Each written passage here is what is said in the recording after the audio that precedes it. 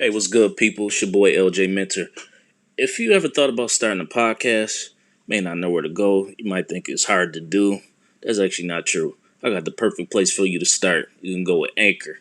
It's free, it's very simple to use, has all the creation tools you could possibly need, and it could distribute your podcast for you across many podcast platforms such as Spotify, Apple Podcasts, and many more. You trying to get paid, right? Well, you don't have to have any minimum listeners, and podcasts can make money for you. You got something to talk about. It's everything you need to make a podcast all in one place. Just download the free Anchor app or go to anchor.fm to get started today.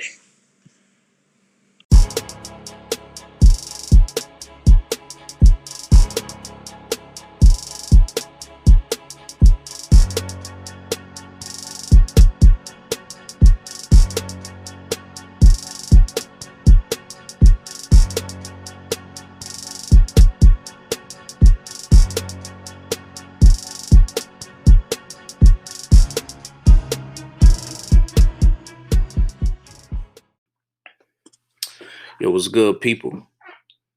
Welcome to another episode of What's the Word with LJ Mental Podcast. And as always, I'm your host with the most, LJ.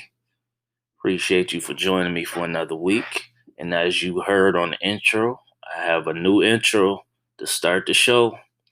I hope you enjoy it. It's a dope beat because that's going to be the intro from now on. And shout out to my homeboy, Brandon, a great producer out here in LA who provided this track for me. And going forward, is going to be the What's the Word with LJ Mentor podcast intro going forward.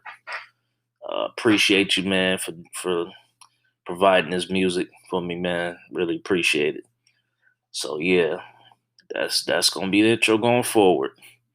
Now, let's get right into it. Another wild week, another crazy week. Been pretty busy and real busy out here. Trying to grind out here. And it's wild because and up here providing so much content out here and as I'm looking out here, it's so much content, especially with this quarantine this year. It's like a necessity to have content and for people to keep producing content. And by the way, my word of the week this week is balance, and I'm going to get into that. But I'm starting out with creating content, and it's such a huge deal from these podcasts and streams of podcasts are up tremendously to television shows, to music, to whether it's a short film, a parody, like stuff on YouTube. Like it's so much content, and it is necessary. Um, and it has to be a balance, right? And I think we have an issue with whether a lot of us be addicted to our phones. We on the phone all the time, and we don't have a great balance with life, right? As far as like how much time you want to spend on your phone, how much time you want to spend reading a book, or how much time you want to spend with your family, your loved ones, how much time you want to spend working out. Like we need to create that balance, and it's tough because it's a lot of distractions out here, especially if you're watching something good. Um, but yeah, I think that creating content is necessary though. Whatever you take care of your business or working or whatever, you want to watch something that's good. And especially over this whole year, in quarantine, like there's so much stuff on Netflix and Hulu and all these other streaming platforms, and we in an on-demand society, and it's just crazy because the creation of content is so necessary, and to come up with something original, to your own flavor to something, that's great. That's why I love one of my favorite lines from hip hop. Something Nas said. No idea is original. It's nothing new under the sun. It's never what you do, but how it's done. Listen to that again. No idea is original. There's nothing new under the sun. It's never what you do, but how it's done. And that's so real because there's been so many great ideas out here, but you're really putting your own spin on it. And if you could do your part, whether that's to solve a problem, do something creative that ain't been done before, or produce some great content out here, that idea is necessary to have the content out here because we need something good to consume. Um, whether that's what you, because I know some people they need to see. A lot of us we need to see visual, and even with books, right? I like reading a book or two, but sometimes we want to see the visual something too. And I love audiobooks too. Um, I'm saying that to say that yeah, the creation of content is truly necessary, and how we consume it is varies in so many ways. And I'm just trying to bring up a point to say we need to find a good balance between consuming the content and how we consume it. Whether that's not looking at a screen for too long, whether that's like I said, going into a book, doing some learn online courses, doing some creating your own content out there. Um, there's so many ways to consume it, man, and I just like would like to us to find a balance between working and daily. And one thing I like to do too, because I be having so much on my mind, and I don't know about y'all, but it's hard to remember a lot of shit when you think you got so much on your mind. You think you got okay, you want to do this one day, you want to make sure you get this on your list. I'm saying that to say, okay, one thing that helps me is I have a board and I write stuff big to say, okay, this is, and I put things in priorities. You can set it up your own way, but I put things in tiers. Write your list out, and you might all of them might be the most important thing. So write them all big. The point is write stuff down. That's what helps me remember. And I'm not talking about on your phone, 'cause I do that sometimes too. Like if I'm not near like a pen or anything, I'll put some notes in my pad. But generally, I would encourage you to write it down because even if you got your notes on your phone, that could be easily deleted, and it could go into like a cloud, iCloud or whatever, and it could be out there. Sometimes I don't even trust that shit. So I would encourage you to write it down. Um, and helps it really if you do it daily, if you don't have to do it daily, even if you do it weekly, whenever, I want to encourage you to start writing stuff down. I think that helps create balance too, even within the show, right? Like I don't have a script per se, but I write certain stuff down, stuff I want to hit. Um, but yeah, I think it's important to do that, and not a lot. And speaking of finding balance, I'm going to another point. Um, finding your purpose in life, right? Because I had this discussion with somebody recently, and it's something I've actually thought about for a while, and I've had this discussion before, as far as like finding your purpose in life, and it could be very difficult. I know people who have no idea what they want to do in life in their 20s and 30s, still don't know what they want to do in life. They're just going along with it. And I know some people who knew exactly what they want to do when they were a child. So if you've discovered what you want to do, then that's amazing. That's a blessing, and you well on your way. And that could change because nothing that has to be set in stone. That's the beauty of life, that God giving us the choice of figuring out, okay, this is what we want to do. Nothing has to be set in stone. But if you found exactly what you want to do at an early age, that's great. But it could be difficult if you don't. And I was having this conversation with somebody. They went to school, I want to say, for business, and ended up not actually working in that field. I think they worked in it briefly, and then they ended up going into creative field as far as doing videos and video editing, and just completely switch fields. And I would encourage you to help if figure out what you want to do in life, whether if you want to work for yourself or just find a job. Period. I would suggest just trying a bunch of things out. That's what I even do that now. Like, just try different. Don't be afraid either to try different things. If you suck at it, so what? Go move on to the next thing. You might be a beast at the next thing. I would just encourage you. Don't be afraid to try different things. Like, seriously, I've tried different things out from obviously, like, my background. I've told you in a previous episode, backgrounds in graphic design.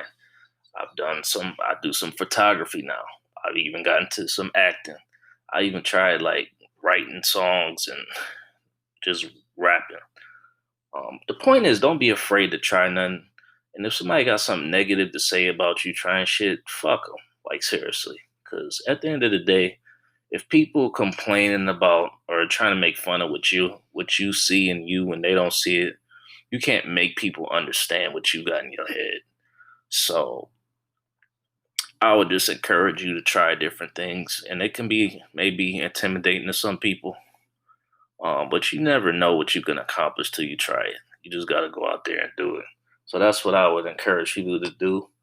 If you don't know what you want to do in life, if you haven't found your purpose, or you feel like you don't know what you're good at, because everybody's good at something. You just have to find out what it is, and that can be tough, and it can also be. I look at it from a glass half full point of view, as far as like that's interesting. That gives me the opportunity to discover something new. You could be good at multiple things. That really just gives you opportunities, the green light to say, "Hey, I'm gonna do this now." So, in this, but yeah, I definitely like stress that try multiple things.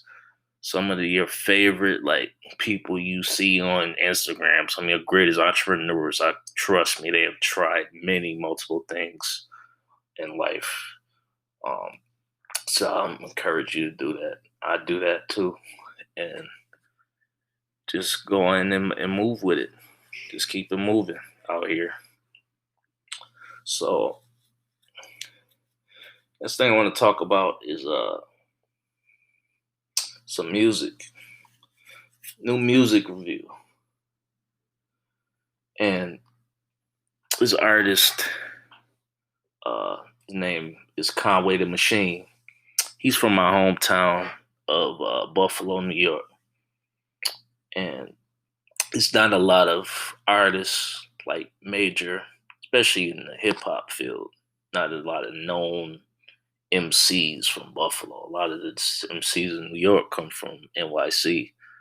I always say the best rappers come from Queens, but that's a debate or story for another day. But anyway, this artist Conway the Machine, he's a dope artist. He's from my hometown, Buffalo, New York. He just recently put out a project called From King to a God, and for me, your first track. I feel like your first track got a hit on the album. Like, I gotta feel it from the beginning for me to really just keep on going. And that first track goes like, yeah, it's a really, really dope album, and I would encourage you to check it out. And Conway the Machine, he's part of this is a solo project, but he was part of a group and record label called Grizdilla. I hope I'm not. Give me if you hearing this and know about it, and I'm saying that wrong. But Grizdilla Records. Other artists is on that. He does with Benny Butcher and West Side Gun, also artists from Buffalo. Um, and I understand them because they from my neck of the woods. I heard Benny the Butcher say in an interview he's from the East Side. That's where I come from. If you people don't know, that's the hood. That's where most of the black people are in Buffalo. And you got the West Side too. But yeah, that's the hood. And But Conway the Machine album is From King to a God. First track is From King, and that's a great tone setter. Sorry about that. And I love how it goes through. You got some great names on there too. Like you got features with Lloyd Banks. He got a track with Method Man and that track is called Lemon. It's like the third track on the album, and it kind of has a little Wu-Tang feel to it too, a little bit, that track. But overall, it's a really dope project, and I just feel it. Like, and if you like lyricism, because I'm a lyric head. I mean, sometime, and I know some people, you got to be in. People consume music differently. Like I got certain music I want to hear when I'm working out. Certain times I want to hear something super lyrical, something meaningful. Sometimes if it's like a Friday or Saturday night, you about to go out or something. Obviously during quarantine, nobody going out to the club right now. Or just whatever. If you want some turn up shit with your peoples at the crib or whatever, you want to hear some turn up shit. You're not trying to hear the super lyrical shit. But to me, this project is dope. He's a great lyricist, and I definitely enjoyed this project. This new album just came out a few weeks ago, September 11th, and I want to encourage you to check that out. And also check out Benny the Butcher and West Side Gun too. There's some pretty dope MCs too, all from my hometown. Rough, we call it Rough Buff. Um, but yeah, I definitely enjoyed the project, and it's interesting because I wanted to talk about talk about artists. I wanted to talk about artists who are from like smaller markets and end up succeeding, because this isn't the first artist from Buffalo who actually got made a name for himself. A lot of people don't know Rick James is from Buffalo. So is Brian McKnight. But as far as the hip hop community, these are some of the first ones, and I've seen some waves of coming up, because I remember when Wiz Khalifa being from Pittsburgh, and I remember when cats outside of Pittsburgh didn't know who he was. I was there in Pittsburgh during that whole wave, and I remember my homeboys from back home. I was asking like, "Yo, you heard Wiz Khalifa?" They're like, who the hell is that?"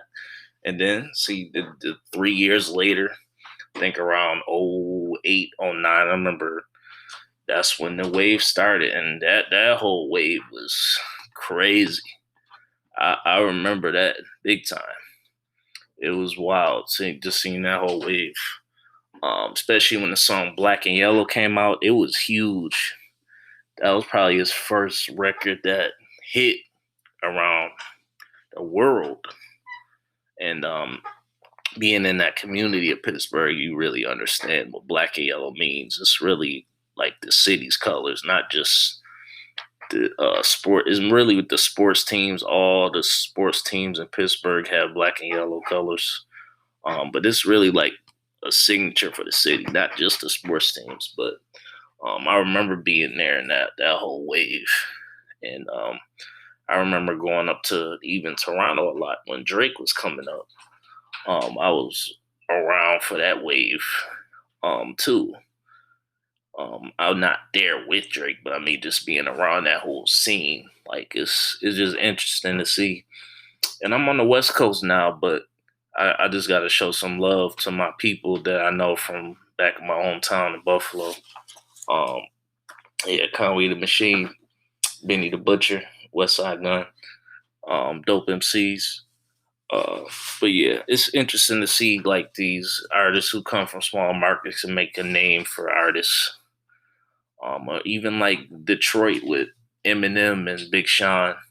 They've had other artists and other genres come from out of there, but as far as like I said, the hip hop community, which is the number one genre in the world, hasn't been too many come out of there, which is also a smaller town. But yeah, it's dope to see, and I'm still consuming the album for From King to a God. I think you could work out to it too, because I listened to it over the weekend, last weekend, and I'm probably gonna work out to it again. But yeah, I'll go ahead and check that out. Now, I also want to talk about this guy Colby Covington, right? So I was watching the UFC fight night. I watched the fight this past Saturday night with Colby Covington, and he gave Tyron Woodley some work. Like he beat him down, even though he poked him in the eye during, I think it was the second round. I think could be wrong, late first. I think it was the second round. Anyway, yeah, he poked him and he wasn't the same sense, even though he was kind of whooping him before that, but still. Yeah, so he beat him up. I mean, dude I can't knock him. He's actually a good fighter, but I don't like, the problem I have with him is his post fight interview. I don't know much about him. I seen his fight before that with African dude. He got TKO'd in his previous fight before. But he won this one. In this post game interview, he called out LeBron James and talking about woke athletes, and saying he's for cops, and it's nothing wrong with being for cops. And if your dumbass isn't listening, like at this point, if you really calling people who support Black Lives Matter movement cowards, then you really are purposely trying not to listen to people. Like, forget the movement, because I've even heard black people say this, right? I'm using this to bring up a bigger point. I've even heard black people say they don't support the Black Lives Matter movement. Forget the movement. The main question is, do you think Black Lives Matter? Forget the Black Lives Matter movement. If you say no to those three words, do you believe Black Lives Matter? And if you say no, then I'm sorry, I don't want to be around you. I don't want to deal with you. It's because at the end of the day, that's really the most important thing. Forget the movement for a second. Do you believe Black Lives Matter? That's the main thing. But yeah, back to this dude, Colby Covington, right? He he called out LeBron James, and he's saying these woke athletes are cowards, and uh, basically saying, oh, that he's for police officers, and that's fine because LeBron James is for police officers too. What he's not for is these evil police officers killing black people for no reason who are unarmed. That's the problem he and all of us black people have a problem with. That's the problem. We don't have a problem with police officers.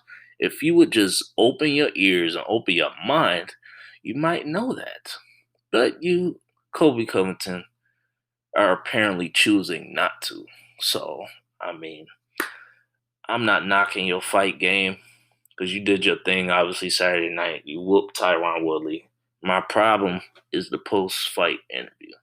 And it's crazy. I just, like I said, use that to bring up a bigger point. It's not about the movement. The movement is about actual black lives, people getting killed basically for no reason.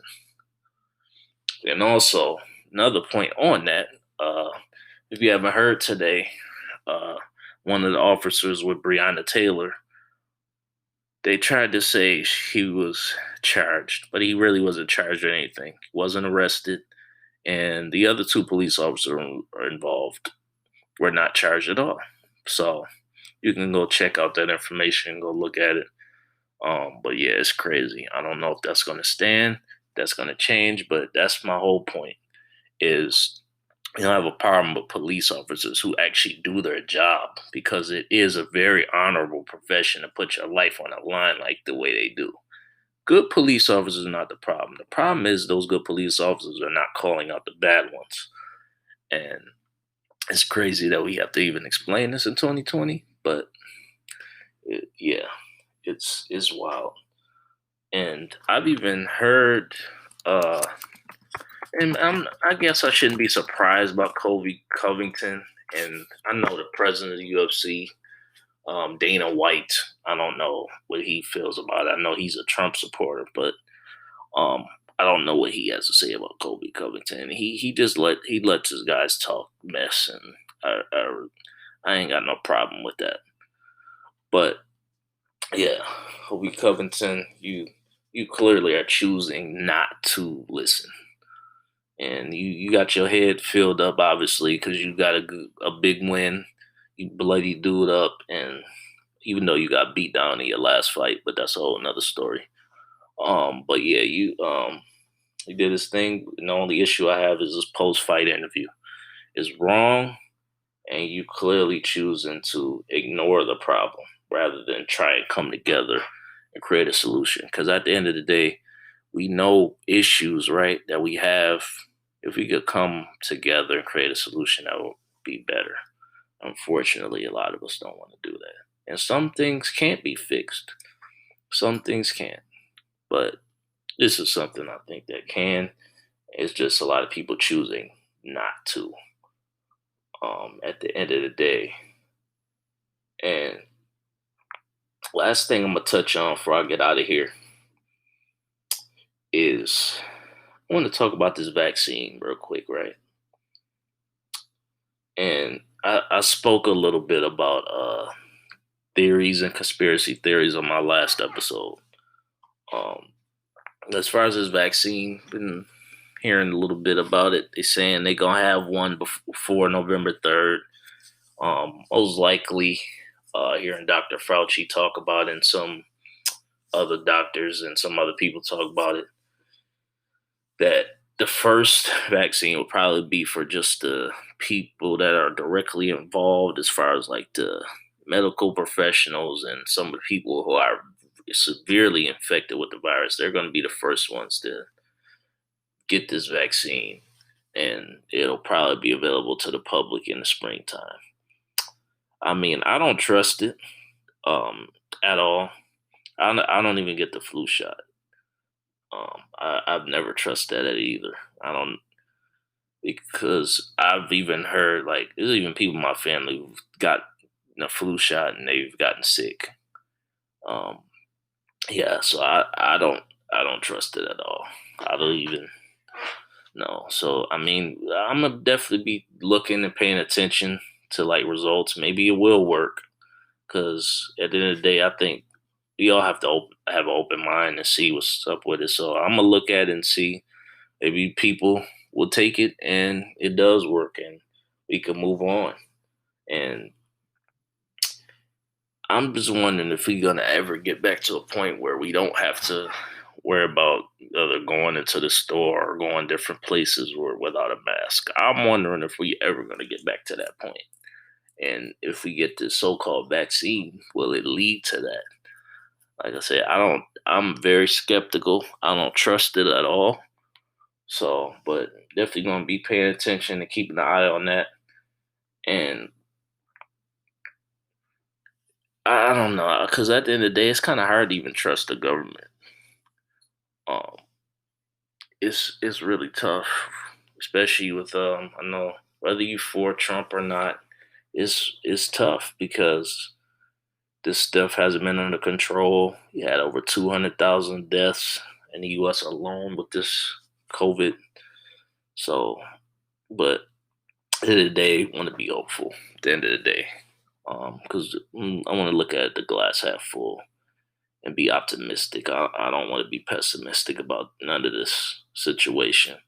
So, but yes, it's interesting, and yeah, as far as that, I know they tried to say because I know it's talk out there where I've even had a conversation. Somebody said the government is controlling the weather, which I have. I've seen some stuff on YouTube where it did show like it looks like someone's controlling the weather. Um, but that's is interesting.